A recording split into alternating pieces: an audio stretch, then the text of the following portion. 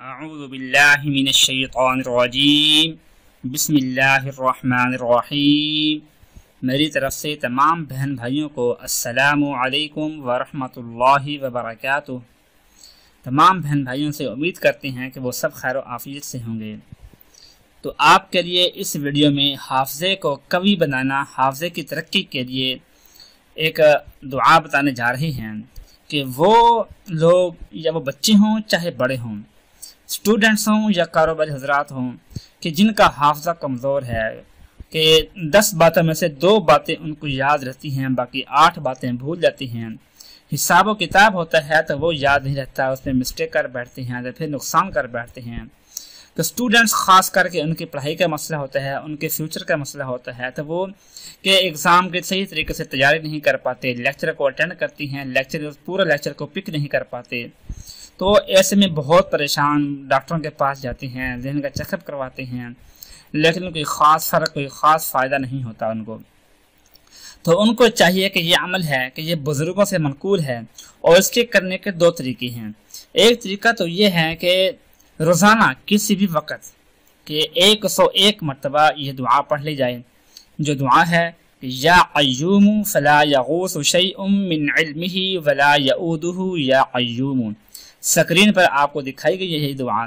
तो इसके 2 तरीके आपको बताए हैं कि पहला तरीका यह है कि अव्वल आखिर 7 मरतबा दुरूद पाक और दरमियान में 101 मरतबा इस दुआ को पढ़ना है। बस पढ़ लेनी है कि कोई ख़ास ये हाथ फेरना या अमल करना कुछ भी नहीं है, बस 101 मरतबा इसको पढ़ लेना है।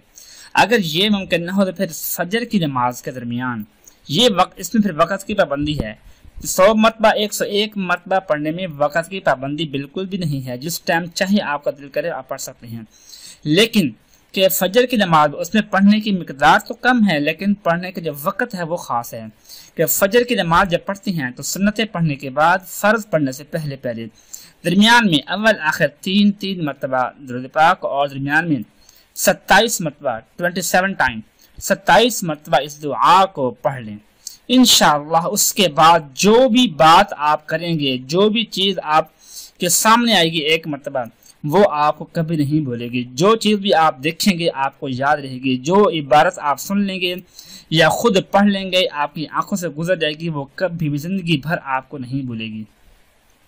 तो हाफ़ज़ा इतना कवी हो जाएगा कि लेक्चर के वर्ड बाय वर्ड लेक्चर आप पिक कर पाएंगे, वो आपको वर्ड बाय वर्ड याद रहेगा।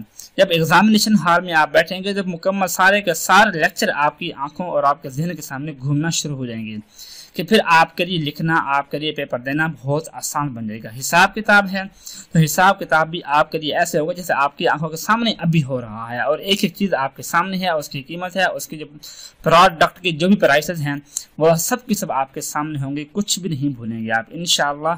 कि ये अमल करें कि अल्लाह तबारक व तआला के हुक्म से आपका हाफ़ज़ा इतना कवी और मजबूत हो जाएगा कि दुनिया आपके हाफ़ज़े को देखकर हैरान रह जाएगी इंशाअल्लाह।